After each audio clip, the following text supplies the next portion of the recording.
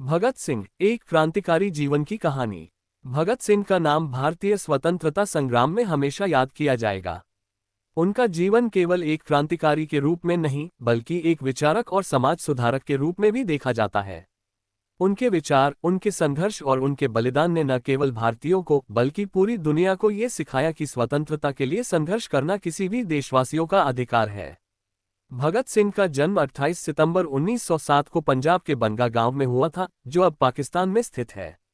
उनका पालन पोषण एक क्रांतिकारी परिवार में हुआ था, जहां उन्हें बचपन से ही स्वतंत्रता संग्राम की कहानियां सुनने को मिलती थीं।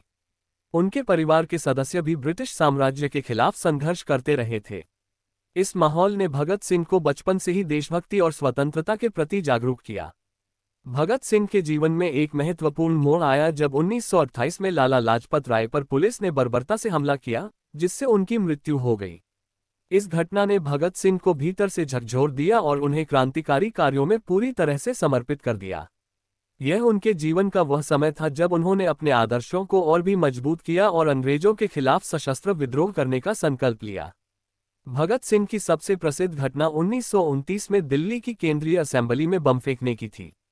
उनका उद्देश्य यह नहीं था कि किसी को नुकसान पहुंचे, बल्कि उनका उद्देश्य था कि अंग्रेजों को यह एहसास दिलाया जाए कि भारतीय जनता अब चुप नहीं बैठ सकती।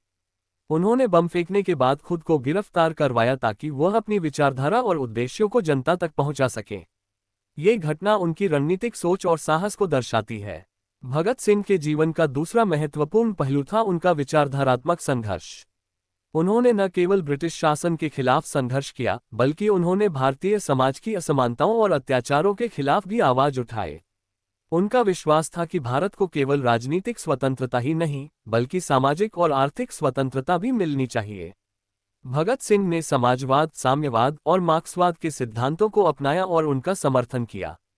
जब भगत सिंह और उनके साथियों को 1929 में हुए बमकांड के बाद गिरफ्तार किया गया, तो उन्होंने अदालत में अपने विचारों को खुलकर प्रस्तुत किया।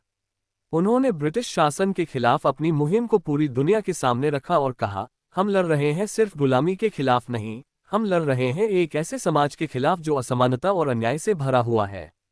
भगत सिंह को 23 मार्च 1931 को फांसी दे दी गई, लेकिन उनकी शहादत ने भारतीय स्वतंत्रता संग्राम में एक नई चेतना का संचार किया। उनकी शहादत के समय उनकी उम्र केवल 23 वर्ष थी, लेकिन उनका साहस, उनकी सोच और उनके विचार आज भी हमें प्रेरित करते हैं। उनका प्रसिद्ध नारा इनकलाब जिंदाबाद हर भारतीय के दिल में गूंजता है। भगत सिंह का जीवन हमें ये सिखाता है कि अगर किसी काम के लिए आत्मसमर्पण किया जाए और उसे पूरी निष्ठा से किया जाए, तो वह काम न केवल सफल होता है, बल्कि वह इतिहास में अमर हो जाता है। उनका जीवन ये प्रमाणित करता है कि क्रांति केवल बंदूक और बम से नहीं होती, बल्कि यह विचारों, संघर्षों और बलिदानों से होती है। भगत सिंह ने जो किया, वह एक युवा का सपना नहीं था, बल्कि एक देशभक्त का महान संकल्प था। उनका जीवन हमारे लिए ये सिखाता है कि चाहे कितनी भी कठिनाइयां क्यों न आए, अगर इरादा हो तो कोई भी लक्ष्य असंभव नहीं होता। This story highlights Bhagat Singh's journey from a young revolutionary to a martyr who gave his life for India's independence.